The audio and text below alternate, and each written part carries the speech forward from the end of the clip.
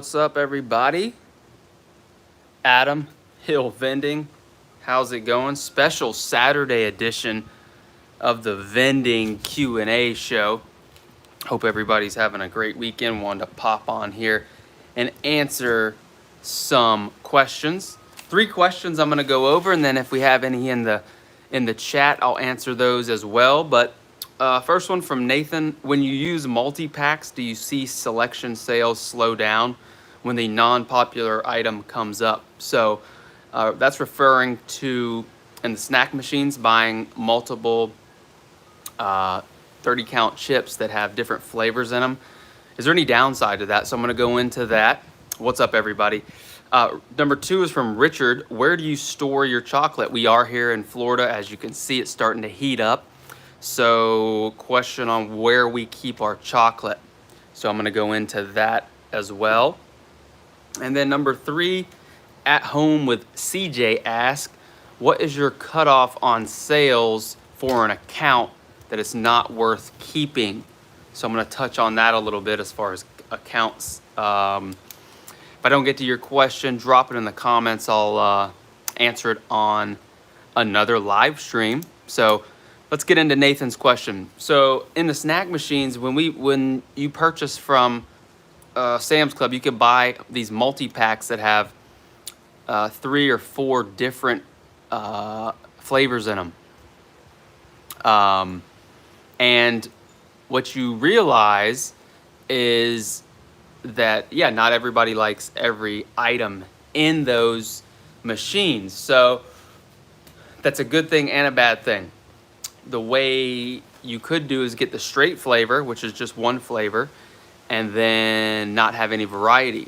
Or if you get the multi-pack, the reason I like the multi-packs is because it provides new options. So basically you're providing a jalapeno, a salt and vinegar, a barbecue, 3 or 4 different flavors through one a pack of items. So I think it helps keep your snack machine fresh with different items, because not everybody wants the same thing every time.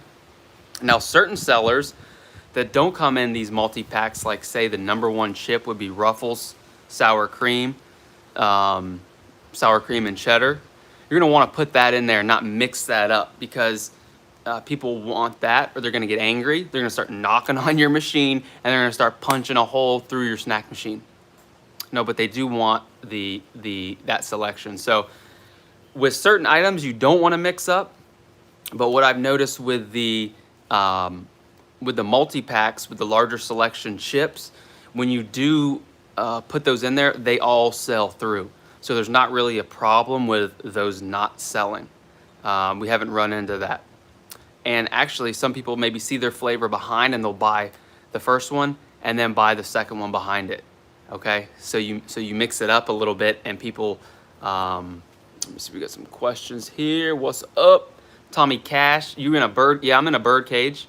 I'm in a screened-in little patio. Keep the mosquitoes out of here. You know, it's starting to warm up here, so the mosquitoes are starting to come out. David knows all about that. I mix up with Rice Crisp because no one wants cheddar. Yeah, that's the Rice Crisp, or something new that we've started. I think it's new to Sam's Club. I'm not sure if they had that before.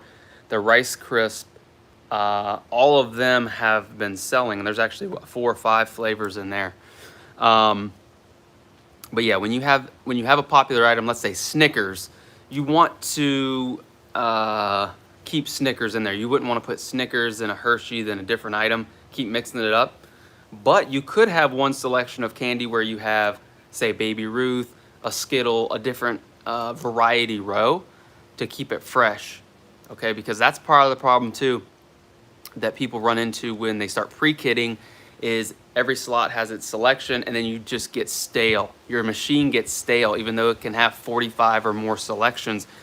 It has the same things in there. With these multi-packs, you're adding selections, you're adding new flavors. With the Rice Crisp, you're having cheddar one time and they're seeing a new flavor. So I'd rather err on the side of providing more variety than being stale. So that's what I think about that. Tommy Cash, what's up? You try Snicker Brownie yet? No, have not tried out Snicker Brownie.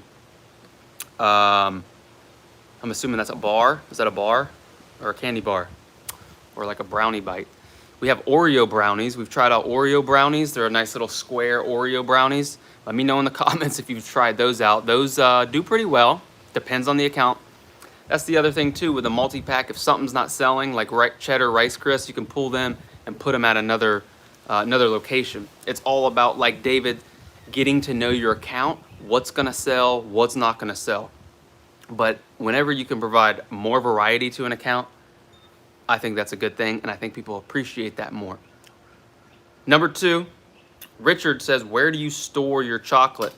So if you've seen any of the other videos, you see that we have a warehouse where we keep pallets so that we could probably, I think there's floor space for like 30 pallets. We have a rotation of like 20 different pallets in there. We typically do not store chocolate in our warehouse. On the truck, the problem with chocolate is that it melts, right? So depending on where you live, even anywhere in the summertime, when that heat, you can't store chocolate in your car. You can't store chocolate at or leave it. Room temperature's fine, but when it gets into the elements, into that sun, those Hershey bars are gonna melt. Those Snicker bars are gonna melt. M&M peanuts are actually fine. M&M regular is fine because they melt inside the hard shell and they don't actually get all messy. But in our situation, what we do is we have chocolate on a as-is basis from Sam's Club. So we have a freezer that is non-operational in our box truck where we have block of ice in there to keep that cool, to keep it a nice 60 degrees in there. And we'll store our chocolate in there, keep it sealed up. And then during the summer months, we'll come in the morning and we'll rotate that block of ice, a big block of ice in a plastic container. We'll switch it out in the truck to make sure that the chocolate is staying cool. What's up, everybody? Appreciate you smashing the like button. Candy, but it's like half the weight and size and a rip-off. You know, it was funny. We were walking on Friday through Sam's Club, and then, you know, the fun size little candy bars. You know, if the price on chocolate keeps going up, we're gonna have to just put fun size chocolate in the machine. We're gonna have to put we're gonna have to get a new coil, a new little mini coil, and we'll put in a little Twix bar and little Snicker bar. We're gonna have to put the little Halloween candy bags in there because it's 70 cents. They just keep jacking the price up on chocolate. So that's not good. They just keep raising the price, you know, which I get it. Things happen, they have to raise the price, but it's getting wild where if you're not even charging $1.50 for a chocolate bar now, you're not doing great. So the way to combat that is you provide less options. You put less, instead of a whole row of chocolate in your machine where you have Snickers, M&M peanuts, Twix, Reese's, Skittle, all this stuff.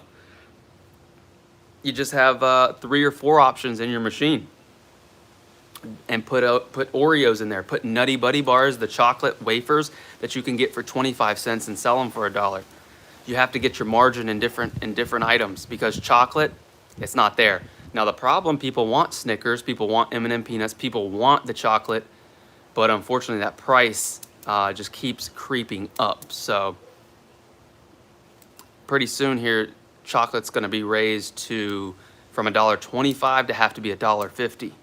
Because you can only absorb the price increase for so long before you need to start raising the prices. Just like with drinks, a can of Coke at the beginning of this year was 28 cents a can. Now it is 35 cents a can.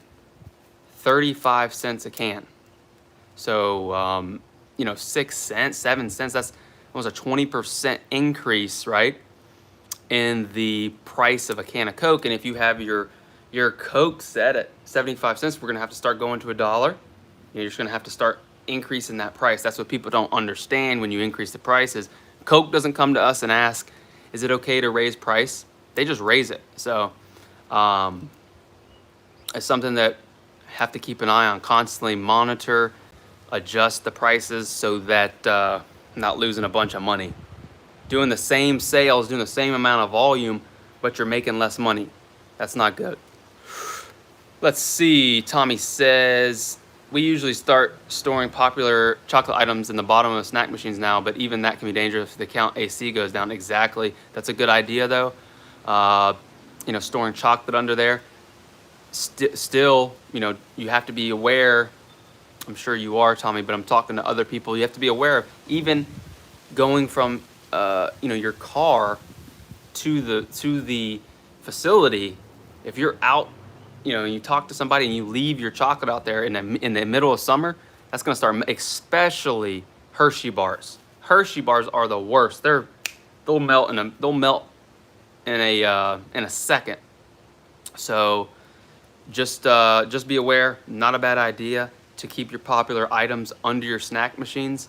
If you want to keep extra inventory like that. Appreciate everybody hopping on this beautiful Saturday. Let me know what the temp is where you are. It's a gorgeous 75 here in Tampa Bay, Florida, home of the Tampa Bay Buccaneers. They did win the Super Bowl, guys, just to remind you if you didn't know. David, have you noticed credit card sales being larger than cash sales now? When I started, it was 70-30 cash to credit. Now it's like 45. So actually last month we had a jump in cash. So it's not really, it's on an account basis. I haven't really noticed, a huge discrepancy. Certain accounts, for sure, certain accounts are 70-30 and they'll stay that way and they'll probably go more. At certain accounts, we could probably get away with getting rid of cash and coin and just go card only. Because people, the younger generation, if you're 18 to 30, you're paying with your Apple Watch, you're paying with your cell phone. Pretty soon, I'm sure credit cards will even go away because everyone will have a cell phone and you won't need a credit card. So, but haven't really noticed. Cash is still out there. Maybe everybody's taking their stimulus check and cashing it out. Everyone's taking their stimmy. Depending on how many kids you have, that might be a lot of money. So we'll see what happens with that. Something else to, a little bit worried about, all this money, all the money going out there. The prices are going to keep going up on across the board, I would think, for food, for Snicker bars. So 70 cents. It might be $1 here by the end of the year. Who knows though? I'm not an economist. I just sell snacks and drinks, cold drinks and fresh snacks. And remember, so chocolate, to answer your question, Richard, thank you for the question. We store them at Sam's Club, and then whatever back stock we need, we keep on our truck in a freezer that is cooled by an ice block. And the block lasts for 24 hours, actually lasts for 2 days. So it'll last over the weekend. So that's what we do with our chocolate, because yes, you have to be aware of your chocolate, because once it melts, once a Hershey bar melts, and then it forms back up, that emblem Hershey, it's going to be melted. When you put it in the machine, it's not even gonna stand up straight. So yeah, you have to be aware of that for sure. Even put in there Skittles, put your Skittles in there, put your Starburst in there to make sure they're climate controlled. Okay, let's see. Appreciate everyone watching here on this Saturday. Switch it up a little bit, see if some people can come on a Saturday that can't make it during the week. Plymouth, Mass, 71 and sunny. I guess spring has sprung in Massachusetts. That's great. 39 across the pond. Hopefully that breaks for you soon, Mr. Wright. Awesome. So the third question, number 3, at home with CJ, what is your cutoff on sales not worth keeping? Now let me say this. It's a goal, right? What I'm going to say is the goal, okay? Are you 100%, can you 100% guarantee that you're going to hit this? And are some accounts going to be below that some months and then over that some months? Sure. But on average, there's levels to the vending game. There's the barber shop, tire shop level. There's, you know, the 50 employee, 100 employee, 300. There's different levels to it.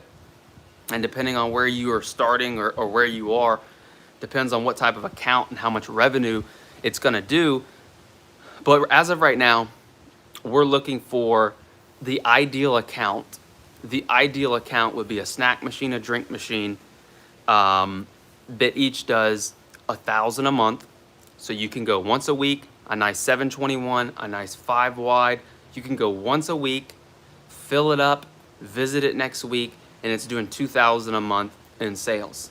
To me, that's the ideal account, because what you have to realize is when you start getting into these higher level accounts, when you start getting into these bigger accounts, now you're talking coffee service, now you're talking condiments, now you're talking a lot of different needs that they want from the vendor.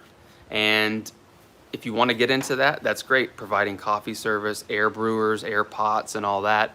But there's a little bit, they're more needy. There's more that goes into servicing those accounts. Bottles and cans, a wider selection of product, more machines. But a cutoff, for example, we installed this year at an account that was supposed to have 100 employees in a manufacturing warehouse. So we put in a 5 wide, a 721 in that account, was expecting it to do at least 1,000 to 2,000 a month in sales. It's doing $5 a day out of 2 machines. It's absolutely terrible. It's absolutely terrible. I'm going to actually pull them out next week because we have another nursing home, actually 120 bed nursing home that we're going to be installing them in. That if you saw my last post, that account is going to be pulled on this YouTube, the last picture. Those machines are coming out and we're putting in the ones that are doing $5 a day in there. So that's really a benefit of the vending business. It's not like buying this piece of real estate. You're locked in. You can pull your equipment out, find a new account, and put it in there. So we're hoping that that account does that ideal right there, 1,000 each, 2,000 a month, once a week, in and out, boom. Get your money, get in, and get out. Let me see here. We saw some comments coming through. We are close to the 4,000 mark, so I appreciate everyone supporting the channel. What inspired you to get into the vending business? So I got into the vending business 7 years ago. I was working in a corporate cubicle. I was actually working on Clearwater Beach, in a hotel, and I only saw the sun when I went out on my 30-minute lunch break. I said, this is crazy, driving all over the place to get to work. So I can go into this in another live stream, but I met actually the vendor at that hotel who had a vending business.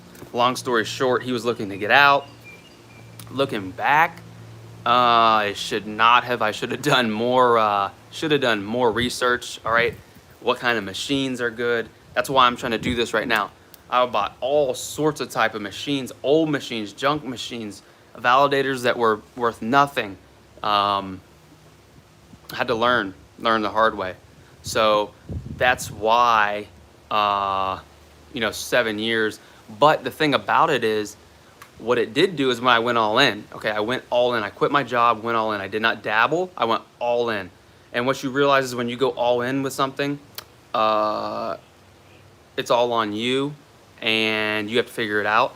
So you don't have any other options, like jumping off into the pool, right? You got to figure out how to swim because no one's coming to save you unless there's a lifeguard on duty. It's getting actually windy here. Hopefully a hurricane is not coming. Actually, a storm is going to blow through tomorrow and cool it down. Let's see, what am I missing? Red Pill says, did you take loan or find investors to build your business, if I may ask, and how did you start? So to start initially when I bought it, yes, I had family and my money. We went in on this. And then the owner of the route owner financed half of it too. So look, over 3 years. Because the problem with vending, unless you're buying new machines, you're not gonna go to a bank. Maybe you can, but as far as my experience, you cannot go to a bank say you want to buy Hill Vending, because vending is such a fluid business. There's so many, it's so come and go, wishy-washy. It's not like buying a house that banks love loaning money on. It'd be extremely hard to get a loan to buy a vending business. You can get loans to buy vending machines because they have that collateral, but because people can lose accounts, get accounts, if it's cash location, you can't really approve the sales. You can tell everybody what the sales are, but if that machine, even if it has a card reader, you could inflate those numbers by running cash through it. So I'm sure banks are leery of loaning to vending, to buy vending businesses. Now, once I knew what I was doing, I have taken out to buy vending machines. So I financed vending machines. The way I look at financing vending machines is like real estate. You buy a piece of rental property and the tenants pay the mortgage. The same way I've taken out at one time $60,000 in machine loans, put them into a location, and then that location pays on the loan. So actually I've not paid, if you see what I'm saying, I've not had to pay for those machines. The piece of real estate or the account is making the payment on those machines. So financing machines can be okay. The problem you run into, a lot of people run into, is they see other people on YouTube who don't really know what they're doing, and they're buying machines, brand new machines, $5,000 machines, and they're putting them in locations that are going to do $100 a month. That would be like buying a house, a $500,000 house, and renting it for $500 a month. You can't make your payment on that house. You're going to lose money. Eventually, you're going to go bankrupt on that property. So the problem is finding you can get money to buy machines. That's not a problem. People will finance you 10% down, 0% down. There's certain places where you can get that. So the financing is not an issue. The problem is the making sure that you get the accounts that are quality accounts. And even if you get accounts, like I just said, the scenario I just said, a warehouse with 100 people, a 24-hour operation, is doing $5 a day. It's insane. So what they told me, the number of people, I do not believe is correct, even though the warehouse is huge and the warehouse is massive. And then also a lot of people bring in their own stuff. So it's just, there's a lot of factors. They may have gauged back even more because of the Rona. Let me get to some of these questions. Everybody, with such crazy high temps in Florida, even your chips must get funky if left outside too. So actually, no. Actually, chips, I mean, try and turn through them, but we haven't really noticed any issue with chips.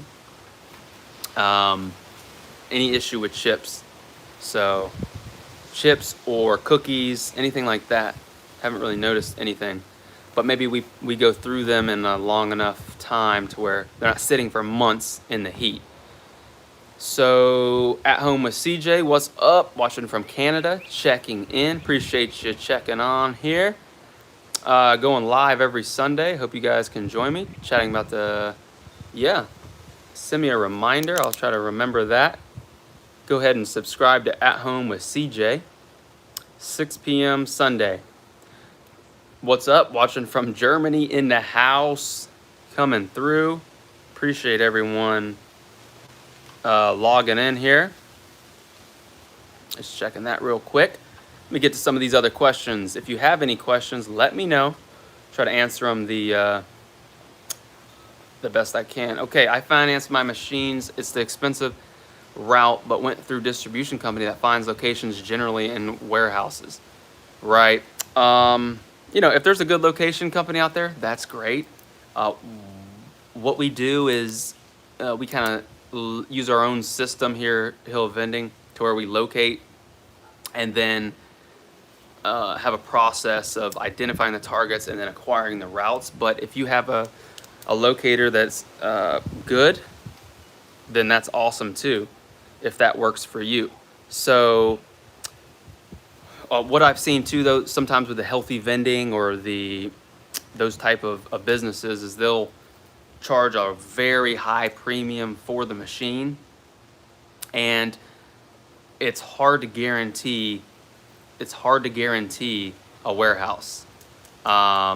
So they can get you a warehouse, let's say, but there's nothing stopping. We've had 3 or 4 accounts just this year that have moved their warehouse to another county, to another state.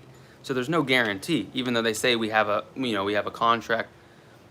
Who knows?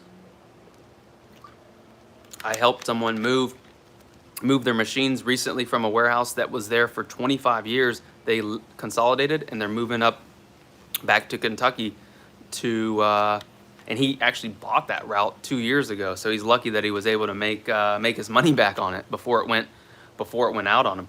We are not sponsored by Diet Dr. Pepper, just a refreshing cold drink of college football. Let me know below, what's your favorite drink? Do you drink soda? It's so bad for you. Don't drink it. Let's see. Chips don't sell very well here. That'd be interesting to see, German Vending. What are the top 3 items you have selling there in Germany? David, definitely stay away from those franchises that finance locate. You'll end up paying $6,000 per Sega combo. Yeah, he's speaking about a Sega combo machine. And think about this too, guys. When people are selling you these franchises, or they're selling you this consulting, or they're selling you something, listen, I have a course that's $500. It's worth $5,000 because I've done millions of dollars in sales through vending machines. I know what I'm doing. I'm here every day doing it. When you deal with consultants or people who are trying to sell you something that's such a great idea, but they don't actually do it, that's a problem, right? So if vending is so great and they love it and they're selling these franchises, why aren't they doing it? Okay, instead of working and selling you machines. The Sega combo machines, they're using machines that are it's like buying a machine from Sam's Club, you know. That'll be a topic for another time. Let's see.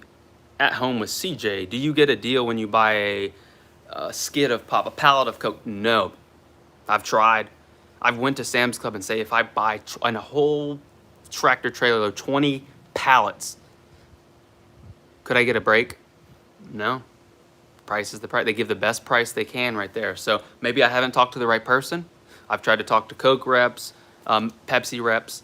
The price is basically the best price I can find is Sam's Club, and no matter what the quantities I buy, that's the price. So if you're going into Sam's Club and you buy 5 cases of Coke, you're paying the same price as me if I buy an entire pallet. So hopefully can get sponsored by Sam's Club. You know, I can have a little patch right here, little Sam's Club patch. Tell you to sign up for Sam's Club Plus membership, because free shipping on all items over, actually I don't even think there's a minimum.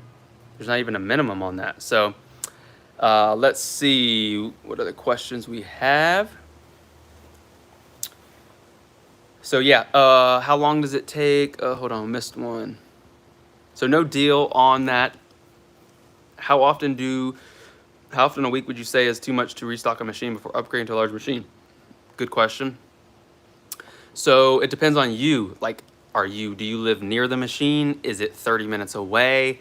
You know, every situation's kind of different. If it's a little combo machine, is it better and you're going 3 times a week and you can put in full-size machines and go once a week? You know, my whole philosophy, everything I talk about, is to be as efficient as possible. I know people in my area who have 400 machines, 500 machines, and they don't do the amount of sales that we do. The goal is not the number of machines. The goal is to produce the most. I make the analogy, I'd rather have one machine that does $1 million in sales. Yes, is that risky? But you're going to one, you can focus, you can go refill that machine. Now, is one machine going to do $1 million?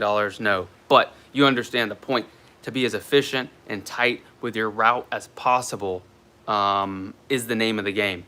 is the name of the game. If you start getting spread out, going all over, that's going to be a problem.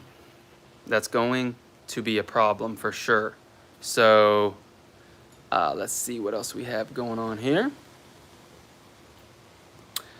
Tommy, I hear you on the $5 a day account. We had a $300 a week account. The management said employees must use the cafeteria and not on shop floor. Went to 20. Yeah, that's the other thing. You never know what's happening with that company. You don't know when the layoffs are coming. You don't know when they're talking about restructuring or moving. And to be fair, on the opposite side, an account could go from 50, 100 employees and expand to 300 employees, and your account could go up. It's just the name of the game. You just never know, which on this location, I'm not, there's some birds coming down here going crazy. That's why I'm in the bird cage. Keep the birds out of the cage. That's why I am, I'm probably gonna pull the machines. I just see it. I don't get a good feeling about that account. So I'm gonna pull the machines out. Why not put in little machines and wait to see if it might come back? Might be the right thing to do. But I just don't have a good feeling. I just don't have a good gut feeling about that account. So I'm gonna move the machines to another place. Let's see. Red Pill, do your CoinMex return coins? How does it work? Yes, CoinMex, when you put in, you have to make sure your coins are full. If you put in a $5 bill and buy something for $1.50, it will drop you back coins. You can have a bill recycler that, will dispense dollars, but we don't have any of those. We just have regular, you can have dollar coins here in America. You can have dollar coins, so when it drops out, if they put in a $10 bill, because you can have bill validators that take 5, 10s, $20 bills, okay? So racking up that wash time, I love this right now. I got just full transparency. I have a 2-year-old that won't go down for a nap, so that's just what it is, just going crazy in the crib, but that's okay. That's okay, because we're here, and we're just racking up that watch time. Let's see what else we have. Yes, the CoinMex return coins. Pepsi Zero is amazing. So yes. Now one of the deals about providing too many different options is if you provide like Fanta Zero or Fanta Grape, the problem is it's not going to sell enough. That's going to go out of date. So you have to be aware of that too on your machines. Let's see. The best sellers in Germany are Snickers, Kit Kat, Knoppers, Peanut M&Ms. So everything but the second one is good here too. Interesting. So see there? Maybe we should bring that, what is that, Knoppers? Bring that to America, and that would be a big seller, a big hit here. Red Pill, forehead to tattoo Sam's, exactly. If Sam's Club writes a check for 3.5 million, I'd get tattooed right here. 3.5 million, I'd get a tattoo, then I could become a rapper and do music videos, and everything would be great. I wouldn't have to do vending anymore, guys. What's up, True Clean in the house? Guys, go ahead and subscribe to True Clean Carpet, Tile, and Grout Cleaning. Great business down here. In the Pinellas County area. If you're watching from Pinellas County, carpets, rugs, floors, you name it, top notch. Check them out. If you're interested in how that process works, go ahead and subscribe to the channel. They also have a TikTok. We're actually being sponsored right now by True Clean Carpet. Amazing company. Great group of guys over there. When I ran restaurants, Coke reps said they can beat Costco prices because they have huge buying power. I've talked to the reps. I've talked to them. I don't know. Maybe they're lying. Maybe I'm not big enough. But, yeah. Or maybe the restaurants have a different deal through the bag product. But they've said that's the best price. Their best price that I've gotten from Coke is still 10 cents higher than Sam's Club. I don't know. So it's just, I can only do, and I'm talking to the higher up people too. So let's see. I'm very cheap at my machine, so the sales are very high, and so I make my good profit. I'm very cheap at my machine, so my sales are very. Oh, okay. Yeah, you got to watch out charging too little though, because you want to make sure you're getting compensated for that work. So, Wendy today, bro. What single item is the best seller of all time? Best of all time? If you're talking drinks, Coca-Cola, regular Coca-Cola, ice cold, refreshing Coke. If we're talking snacks, the first one that comes to mind is Ruffles cheddar sour cream chip, okay? You go through cases. You go through cases of it. It's the best chip. Now you have subcategories, okay? You have subcategories. So you have drinks, you have energy drinks, you have chips, you have candy, you have pastries. There's a lot of different things out there that different categories, subcategories, but appreciate the comment. And again, go ahead and follow True Clean Carpet. Great company, great videos, great content. I can't find Fanta grape bottles at all. So some of the times, depending on your distribution area, they only have them in certain like 20-ounce bottles. In my area, it might be different in your area. You can only get 20-ounce bottles from the distributor, from Coke or Pepsi. They do not sell them. They don't sell them to vendors. Sam's Club, this is a 16.9-ounce bottle. So you can get these at Sam's Club, but you cannot buy 20-ounce bottles because they control that market and they want all the sales going through them. They're greedy, too greedy. So that's why we go with our bottles. We sell 16.9. Right there. Right there. So they control it. But again, your area may be different. So call around and see, what did you do before vending? I was in the hospitality industry, hotels, restaurants, stuff like that. And then, yeah, that was doing. Tommy Cash, you should look into push beverages, amazing flavors, and half the price of the big two. Have to look into that, push beverages. Appreciate that, Tommy. Yes, the ridges of cheddar. Hill Vending has the best. Yeah, we do have TikTok. I think close to 170,000 on TikTok. If you guys are into vending, or into anything, and you want to grow your social media, check out TikTok. It's really taken off and allowing people to post and grow. When you post on YouTube, you see how hard it is to grow on YouTube, how hard it is to grow on Instagram. It's because they don't organically push your content. You could put something on, just ask True Clean. You could put something on, go to their last video, True Clean, and comment Hill Vending. Let them know that we are supporting them. Do me a favor, do that, subscribe, go to their last video and type in Hill Vending so they know that you guys are supporting other great businesses. And I forgot what I was saying because I was TikTok. You can post a video and the next day you could have 1 million views. The scale on it is crazy. And TikTok does pay you for views, kind of like YouTube. You get paid for views, but they pay you, per 1,000 views. So if you're registered, if you have 10,000 followers and you register, get logged in, you can start to get paid for your views on TikTok.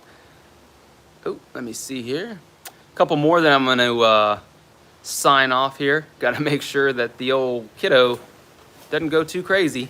Got all the stuffed animals out right now. Okay. Yep. We'll hop back on here tomorrow. I'll be on tomorrow, guys. I will be on live Sunday tomorrow, afternoon time, probably sometime around between this time tomorrow. So if you have questions, I didn't get to them, hop on tomorrow and we will get to them. I'll never do bottles. I feel cans are the way to go. Longer dates, yes. Unfortunately, some like facilities, if it's like a computer chip manufacturer, they want the top. They want the top on the bottle. Like a school, they want you to have a top on there too, so you can't spill. you can't get all messy because cans obviously you can't seal. Great feedback though. Great live stream. Looking forward to tomorrow. Follow at CJ for his Sunday live stream, and we will. What accounting software? So I have a CPA. They do bookkeeping. They use the QuickBooks. Also, I like to just use a good old for my knowledge, a good old Excel spreadsheet, just so that I can have an overview and know month to month how everything's stacking up. But that's something I can get into in another video as well. Maybe tomorrow we can go more into that. Kacheeks 22, great questions though. Great questions though, and great questions and awesome. I love 16 people on here. This is a record. This is racking up that time. So again, the 3 questions. That's why we use multi-packs, because I'd rather have more variety than less. Number 2, Richard, where do you store your chocolate? We store our chocolate, keep it at Sam's Club, and when we need it. So that's the other thing too. Sometimes when the box truck runs low on chocolate, that's okay, because we can just go to Sam's and do a quick refill. Maybe once a week, depending on the sales, maybe twice a week, we have to restock it with chocolate. It just depends on how the sales are going. The sales are going during that time, during that week, I would say. And then number 3, yeah, the cutoff. So the cutoff, yeah, if the ideal is 1,000 per machine per month, but sometimes 500 a month. Sometimes it'll have to do less, but the goal is to do that. So is to do at least 1,000 per machine per month. And remember 50, 30, 20, all of that I go into other videos. But here's a deposit on can. That is a problem. Yeah, so in Michigan, actually, in other states, you have to have a deposit and you have to return the can. So I'm not sure how that works for vending there. Maybe they have, maybe they are exempt from it. Maybe they're exempt from that. They have a deposit at that state. So, last question here. Hit the like button. Awesome. All right, guys, appreciate it. I'll be back tomorrow, similar time. Until next time, remember, keep your drinks cold and your snacks fresh.